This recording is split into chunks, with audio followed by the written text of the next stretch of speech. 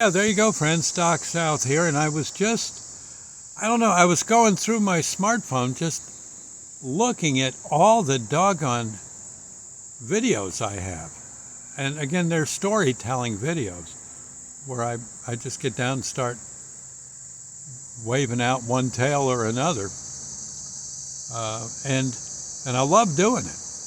I really do. And I guess for some reason in midstream, again, digging through these videos and thinking about some of the books I've written, etc., and just the plain old stories I'm happy to tell just sitting in a car driving down the road,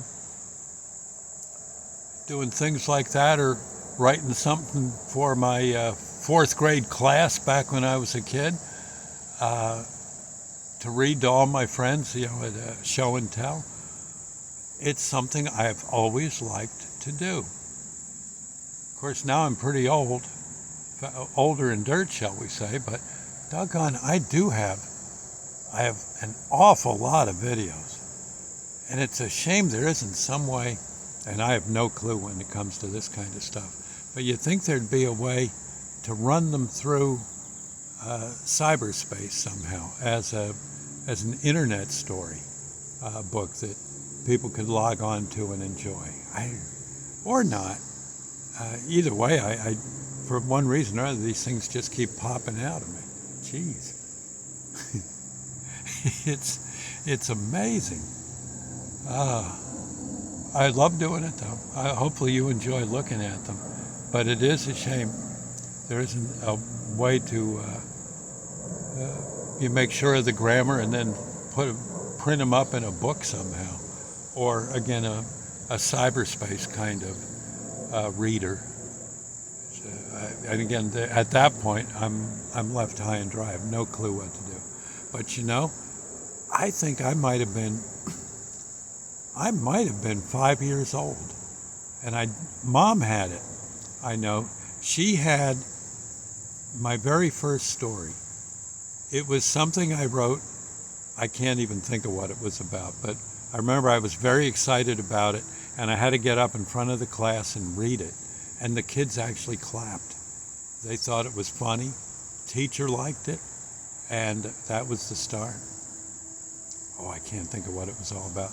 Mom probably, her and my father have passed away, and that whatever paper that was probably went out the door when their house was cleaned out after their passing. But oh gosh, maybe not. I'll have to ask around.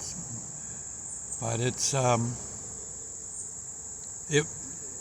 something, now that I think about it, that I've always enjoyed. And like I said, I wish I had a clue or someone to point me in the right direction for publishing some of this stuff. But once I'm in the boardroom, then it's, how does it go when you write the story? Be like that, going the other way, trying to negotiate how the book's going to go. It's going to be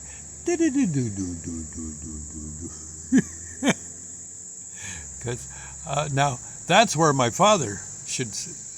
I wish he was still around, of course, but when he was alive, that would have been the guy to send to the publishing houses. Oh my God, yes. Oh, he was the best salesman there ever was, and he could invite the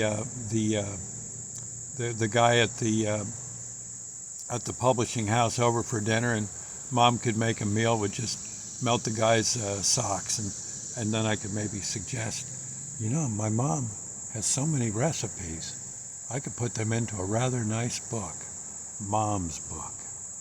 What do you think? Might have been the first one I got published. You never know. Would have been cool. I should have had my eyes open, I suppose. But you see, my eyes don't open that much. Yeah.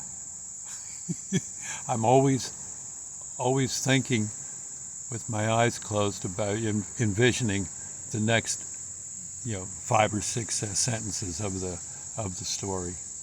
Yeah. Oh well. Well, at least they're on the web. Something happens to me, they are there. and that's good. But boy, it's a shame. There'd have to be some way to spread these out nicely. You'd think there would be. Yeah. Again,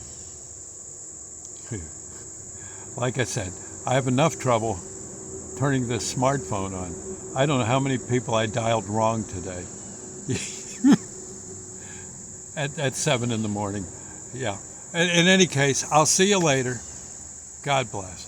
I'm going to go eat some supper and hang out with the wife and, I don't know, maybe listen to something cool on the web to get me sleepy, and that's that. Then tomorrow, off to the salt mine. It's a good old supermarket. I'll see you later. Bye now. God bless. God bless indeed.